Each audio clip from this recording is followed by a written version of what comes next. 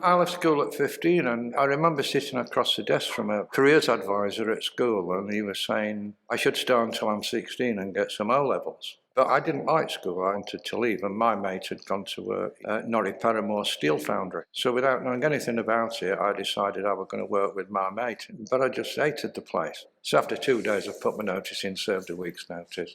And it was easy to get jobs in those days, so I did lots of kinds of jobs. In engineering, woodworking factories. I even worked at a firm who made spectacles and magnifying glasses. So I went from job to job until eventually I decided that years earlier that careers advisor had been right. So I decided to go back to college and get some qualifications. I signed up to learn laboratory science. After which, I got a job at Sheffield University, Department of Zoology, and never looked back. I loved that job, it was great.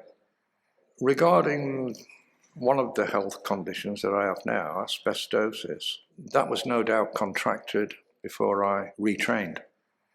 In those days, there was very little regard for health and hygiene. Safety was less important than it is today. I didn't know anything about asbestos being dangerous until it came on the national news in the 1970s. And it became a big thing all of a sudden. But by then, it was too late for many people who've been working in it for a long time. I can't actually remember where I came in contact with asbestos. I know I worked in some unhealthy places, if you like, but I don't know.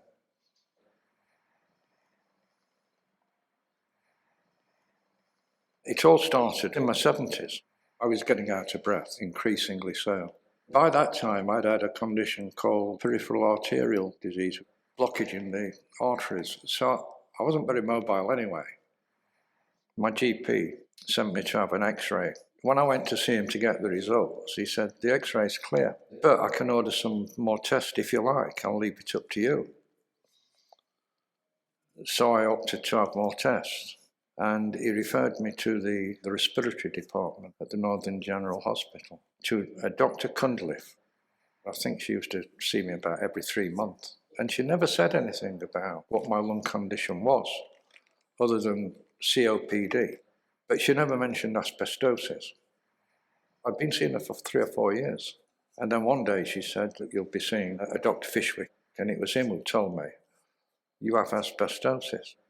He said, you have pleural plaques, which means scarring on the lung tissue. He'd asked me to bring a list of all the places I'd worked at, which I found very difficult because in those early years I'd worked at so many places, I couldn't even remember them all. But it turned out he wasn't actually too interested in the list. He highly recommended that I make contact with a charity called SARAG, which stands for Sheffield and Rotherham Asbestos Group. And he pointed out they'd be able to help me investigate the possibility of legal action. When I explained to him I couldn't remember half the places I worked for and stuff, he said, they can find out for you. And so it was with that in mind that I contacted SARAG. I had occasion to speak to one of SARAG's representatives. She said, there's one that jumps out on this list, Craven's. And the tax record showed that I worked at Craven's for a short period, then left, then went back and worked at Craven's for another short period. So I looked into it and I found out they used to spray asbestos to line the railway carriages. I suppose theoretically, if they're spraying it, by definition it's in the atmosphere. In discussion with the solicitor, it was decided that it wasn't really practical to pursue it for compensation. So that was the end of that. I then discovered the much more valuable part of SARAG is the function it serves as a support group, where you meet other people with the same or similar conditions. I live on my own, so the social part of it, to me, is just as important as any kind of financial compensation. People do need to feel that they're part of a community, part of a group.